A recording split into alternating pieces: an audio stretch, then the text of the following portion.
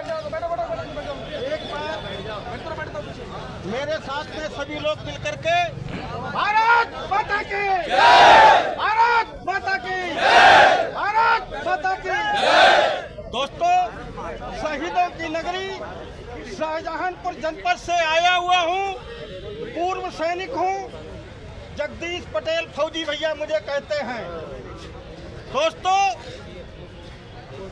जब एक भारत के अंदर एक इकलौता सांसद चंद्रशेखर आजाद जी दबे कुचले शोषित वंचितों की आवाज धरातल पर उठाने वाले इकलौते ऐसे सांसद हैं जो दबे कुचले मजलूमों की आवाज को उठाते हैं और जो हत्याएं जिस तरह से निर्दोषों के लिए, महिलाओं बेटियों के लिए अपमानित किया जाता है संविधान के दायरे में, उसके लिए तो पुलिस प्रशासन की जिम्मेदारी बनती है कि इस तरह की हत्याओं और अत्याचारों पर पुलिस प्रशासन रोक लगाए।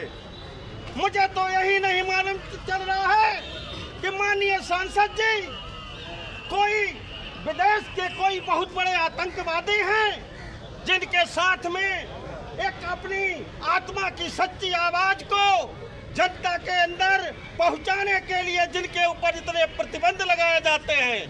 21 साल की सेना की नौकरी के बाद में भी मैंने इस तरह का वातावरण अपने जीवन में 21 साल में कभी नहीं देखा। जिस तरह से किसी दूसरे देश के पाकिस्तान के आतंकियों के साथ में भी इस तरह से जो हम लोगों के लिए जैसे इसके ऊपर न जाने हमने कितना बड़ा अत्याचार कर दिया हो। सांसद चंद्रशेखर भाई इस लखनऊ के अंदर मात्र इसलिए ही तो आ रहे हैं कि लगातार उनके ऊपर अत्याचार और अतिक्रमण किए जा रहे हैं। वो गरीबों, मजलूमों, अन्याय और अत्याचारों के लिए जो है उनकी बात अपनी जनता के साथ में रखकर देख सकते हैं उत्तर प्रदेश के मुख्यालय, शासन और प्रशासन के कानों तक अपनी आवाज को पहुंचाने के लिए ही तो आ रहे हैं। एक प्रकार से इन लोगों की आवाज दबाई जाने का प्रयास किया जा रहा है प्रशासन की तरफ से। उत्तर प्रदेश की राजधानी लखनऊ में आ रहे हैं तो उनके साथ में इस तरह का व्यवहार क्यों किया जा रहा है? मेरे साथियों, ये सोचने का विषय है, इसे गंभीरता से लो। इसका मतलब हमारे लिए जो पूरे विश्व के अंदर सबसे अच्छा संविधान जो भारत का संविधान माना जाता है उसकी धज्जियां उड़ाई जा रही हैं। लोकतंत्र नाम की कोई चीज नहीं रह गई है।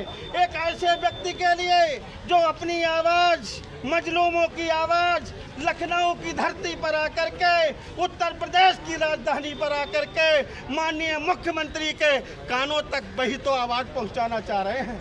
तो इसमें सांसद जी कौन सा ऐसा बड़ा काम करना चाहते हैं जो देशद्रोही है या जनता के हित में नहीं है? तो उनके साथ में उन्हें आने के लिए क्यों रोका जा रहा है? सारे उत्तर प्रदेश के अंदर, सारे जनपदों के अंदर उनके पास में पदाधिकारियों के कल 12 बजे से ही उन कार्यकर्ताओं के घरों पर दबिशें डाली जा रही हैं। क्या यही लोकतंत्र है? ये सोचने का विषय है। इस ग्राउंड से और यहाँ से ये संकल्प लेकर के जाना है और ये संकल्प लेना है लोकतंत्र की मर्यादा के अंदर हमारे शोषण के लिए और हमारे गरीबों मजलूमों की आवाज को जब भी दबाने का काम किया जाएगा तो संकल्प के साथ लेकर के 100 गुना ज्यादा ताकत के साथ हमें धरातल पर आना होगा। पंचायती के चुनाव आ रहे हैं, हमें पंचायती के चुनाव में कोई रोक नहीं सकता है। हमने गांव-गांव जाकर के उनके समानता के जो सिद्धांत हैं, चंद्रशेखर भाई की जो विचारधारा है उसे मजबूत करना है। इन्हीं शब्दों के साथ में मैं अपनी बारी को विराम देते हुए जय हिंद, जय भारत, जय भीम।